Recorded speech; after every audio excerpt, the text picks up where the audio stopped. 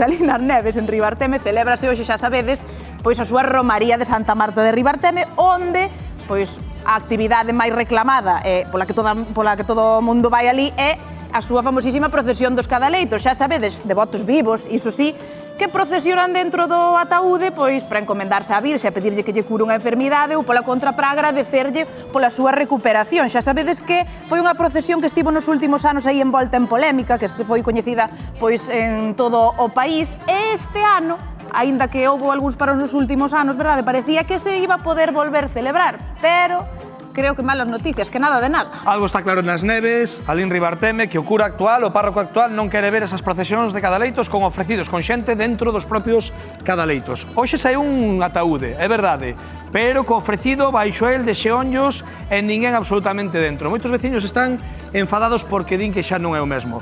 De feito, agora falamos con eles, esperemos repasar a historia desta procesión dos cadaleitos de Santa Marta de Ribarteme e como foi de zona internacional. Mirade.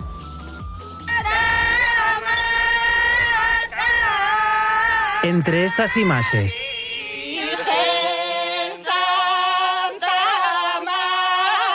estas outras,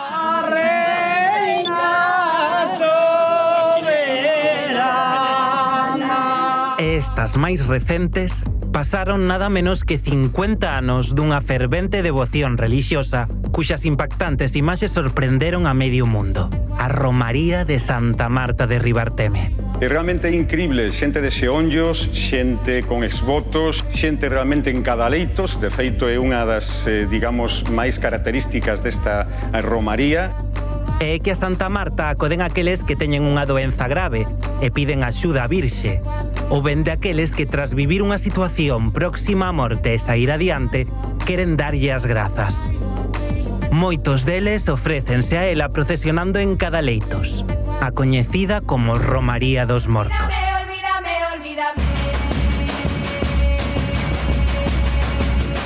Aínda que tamén hai outras maneiras de ofrecer a súa devoción a Santa Marta, como aos que optan por facer a súa penitencia de xeonllos. Por un problema que tuve,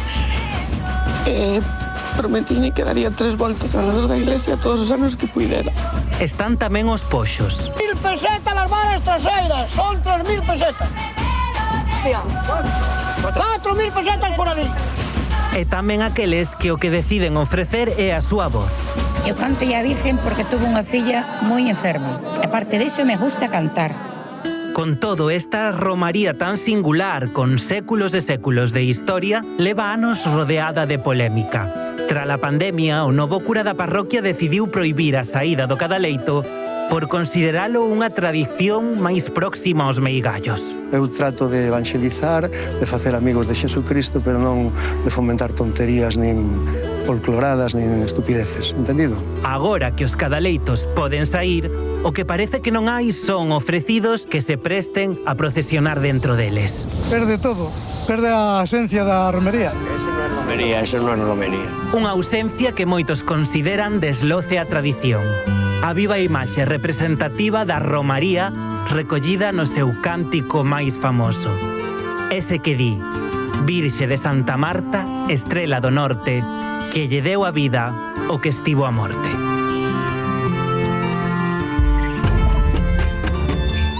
Hoxe viñemos ata a Romaría de Santa Marta de Ribarteme, nas Neves, unha romaría moi icónica que non deixa indiferente a ninguén. Que tal todo?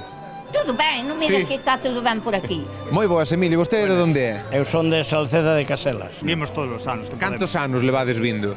Eu toda a vida, desde pequeno con meus padriños. Toda a vida. Todos os anos. vimos. Que sinte vindo un ano máis aquí? Salud. Moita alegría. O recordo de rapaz vir con miña nai que viñamos a pé coa cesta de comida ao lombo e comíamos aquí no monte e pasábamos aquí o día. Eu teño 56 anos e recordo xa desde que nacín de vir de pequeniña. Cantos cadaleitos chegades a ter visto nunha procesión igual? Eu creo que mirei en un día 12 ou 13. Teñen chegado a ver uns 8 ou 9, por lo menos. E a ver, que sei que hai algo de polémica co cura. A ver, a vos que vos pasa? A noso cura é moi amigo noso. Ten que respetar as normas antiguamente, que iso non é normal o que está facendo. Que está facendo o cura, para que non o saiba? Que non deixa salir os candeleiros, os defuntos, os queixóns ten que deixalos, é de toda a vida. Con 5 aniños viña aquí. Non vos parece que quedaba mellor que houbera 15? No.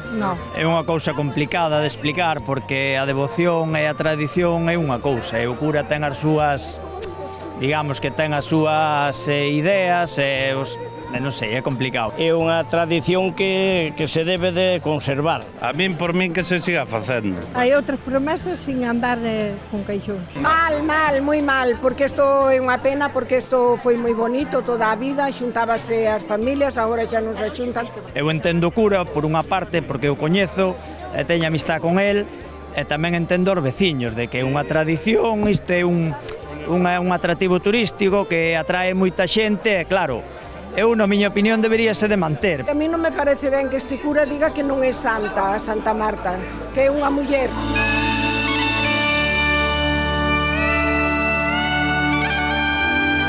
Vostede coñeceu algunha persoa que fose dentro? O Manolo. E Manolo, por que foi no Cadaleito aquel ano? Fixera un trasplante.